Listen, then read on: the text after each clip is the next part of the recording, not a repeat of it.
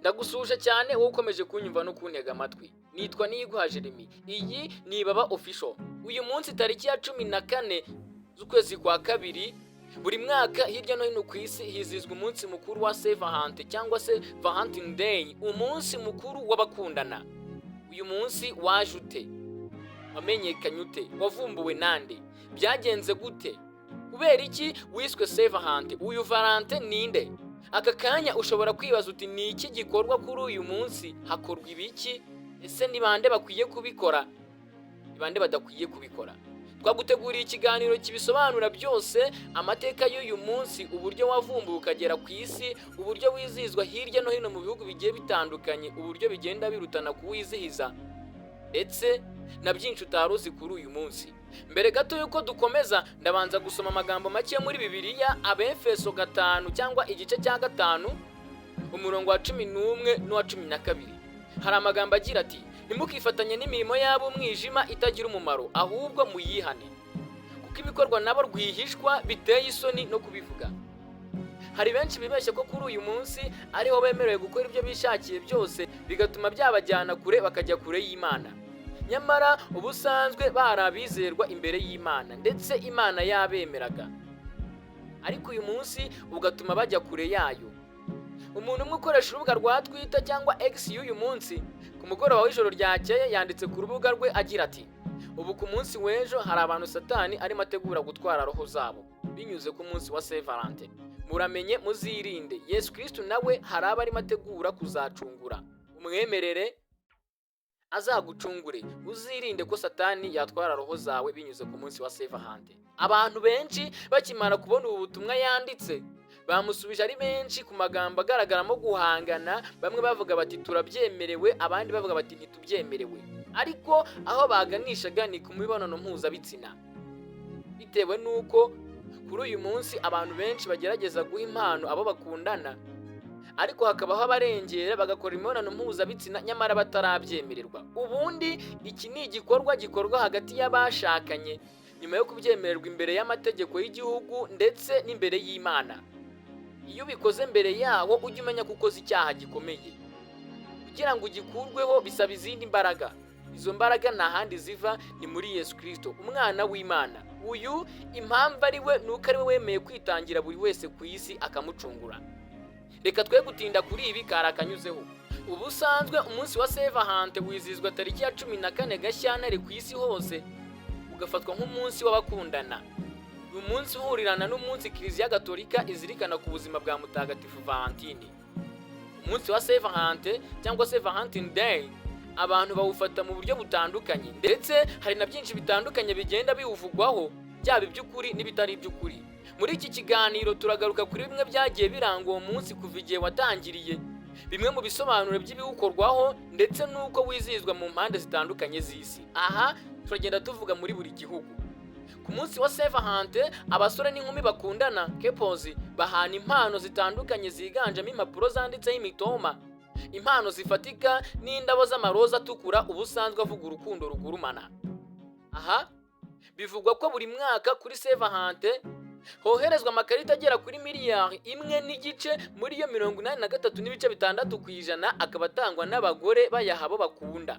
Binavugwa ko Save a Hunt ari itangwaho bene aya makarita menshi nyuma y'umunsi mukuru wa Noheli. Icyo kwibaza, kuki Save a Hunt iba muri Gashyantare, February?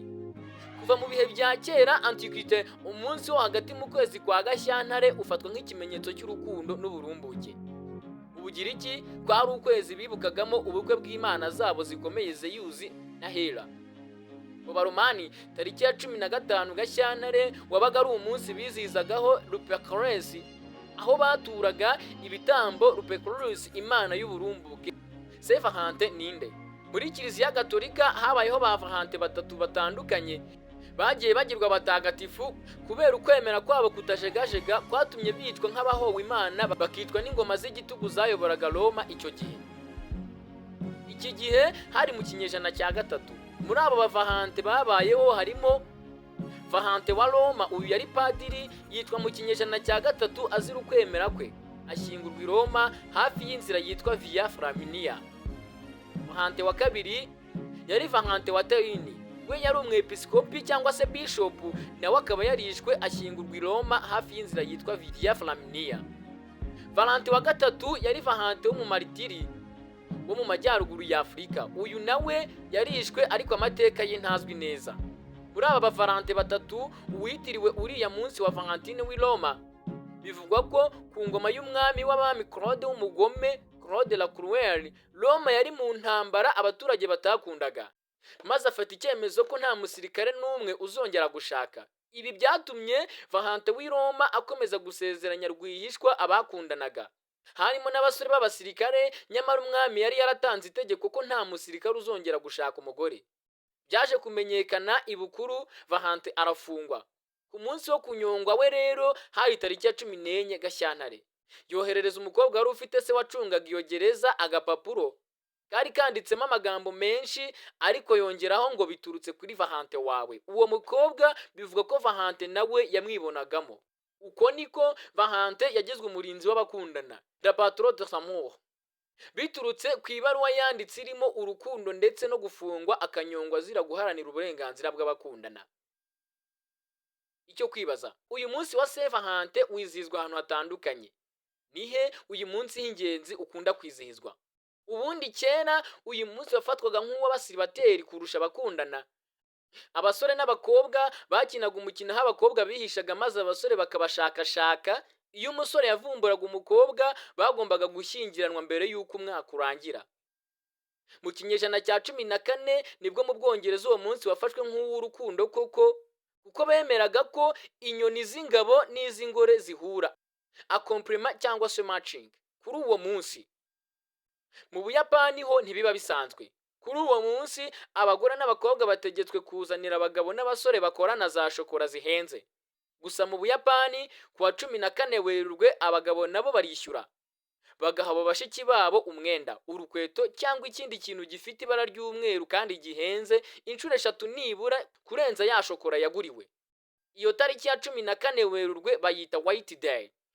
Ku munsi wa Saint Valente bamwe mu bakristo bajya gusura ibisigazwa bye ahantu hatandukanye mu Burayi.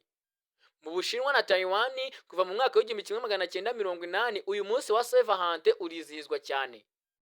Muri Brazil ho bagira umunsi w'amakundana wihariye uba tariki ya 12 Kamena, ukaba witwa Dos Amoros. Muri Colombia ho uba kuwa gatandatu wa gatatu w'ukwezi kwa 9, ukaba witwa Dia de Amour et Amistad, umunsi w'urukundo n'ubushuti. Mu Rwanda naho kuva mu mwaka w'1998 uyu munsi witaweho cyane kandi ugenda utera imbere umwaka ku mwaka, ndetse kuri ubu ari abakundana batarashakana aba bana kabone niyo baba bakuze abenshi bagaragaza ko uyu munsi ugize icyo uvuze ku buzima bwabo. Aka kanya twe muri kumva tubifurije umunsi mwiza w'abakundana.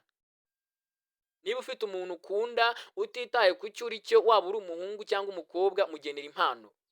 Gusa nanone tumenye ko uyu munsi ushobora kuba igisitaza cyo kubona ijuru kubariharanira. Saint Valente, Valentine Day. Ngushimiye amahitamo 100% wagize kudukurikirana no kudutega amatwi. Nimba wakunze iki kiganiro cyangwa usanzwe udukunda, kora like.